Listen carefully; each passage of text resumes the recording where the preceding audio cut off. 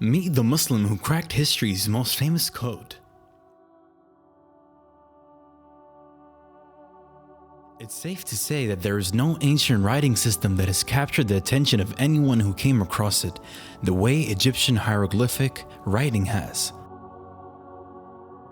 For centuries, emperors, scholars, travelers, grave robbers, and many others have stopped by the walls of Egypt's enduring monuments to examine the mysterious symbols and images etched into the stone, thinking about what they might mean. It was in the 1820s that the French scholar Jean-François Champollion finally cracked the code, opening the door for the world to study and discover the incredible ancient history of Egypt in a way that had previously been impossible. But was Champollion really the first person to successfully decipher the Egyptian hieroglyphs? He certainly deserves credit for his groundbreaking achievement in Egyptology. But in reality, the process was underway almost 1,000 years before Champollion was even born, because at the end of the 9th century, an alchemist by the name of Abu Bakr ibn Washiyah managed to decipher about half of all Egyptian hieroglyphic symbols, considering the fact that there are a total of about 700 to 800 symbols to be cracked. This was an achievement that deserves recognition. Ibn Washiyah's contribution was first brought to light in 2004 by the London-based Egyptologist Dr. Okasha Al-Dali, a professor at UCL's Institute of Archaeology. Muslims are urged in Quran, almost every other page, there are 15 ayah in Quran which sound very similar to these ones here. All these ayahs encourage Muslims and entice them into looking around them on the universe and study what they see around them. So it's not just a natural curiosity of human beings that encourage Arabs to take interest in ancient Egypt.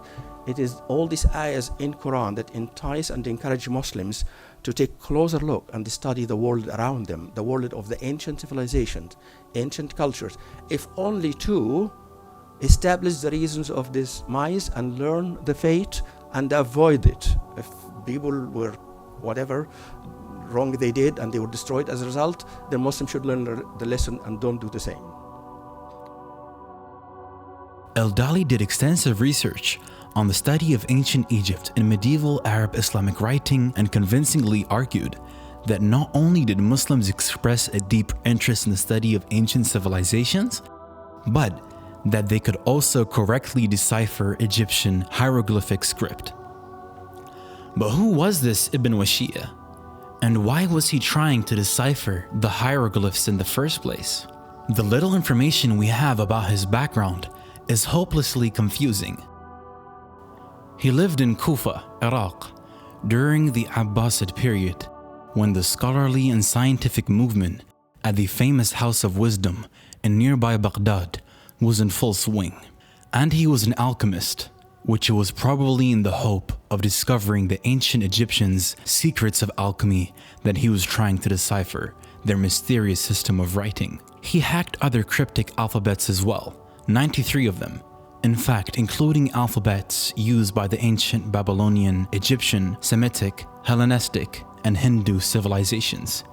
He published his findings in a text titled Kitab Shawq al-Mustaham, in which he gave a list of hieroglyphic symbols, their meaning, either as sounds or words, and their Arabic equivalent.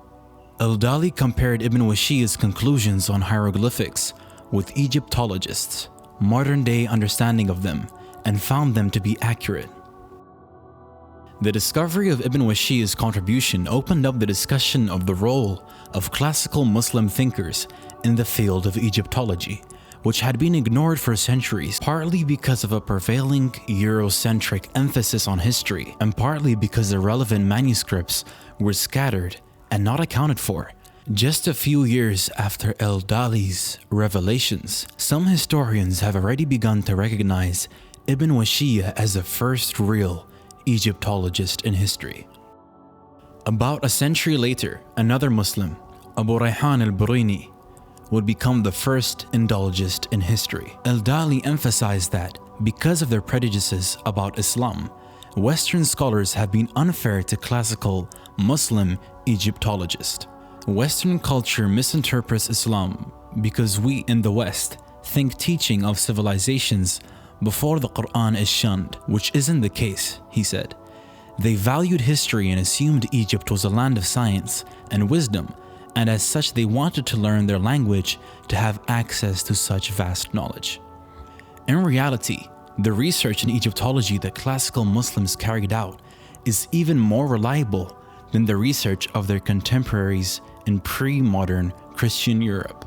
Critically, they did not, unlike the West, write history to fit with religious ideas of the time, which makes their accounts more reliable, said Al-Dali. They were also keen on the universality of human history based on the unity of the origin of human beings and the diversity of their appearance and languages. Ibn Washiyya is just one example of the general attitude towards ancient civilizations that Dr. Al-Dali is describing in these statements. Shortly before Ibn Washiyya's time, the famous Abbasid Khalif al-Ma'mun had visited Egypt while on a military campaign and had asked a sage, Ayyub ibn Maslama, to try to translate the fascinating hieroglyphics for him.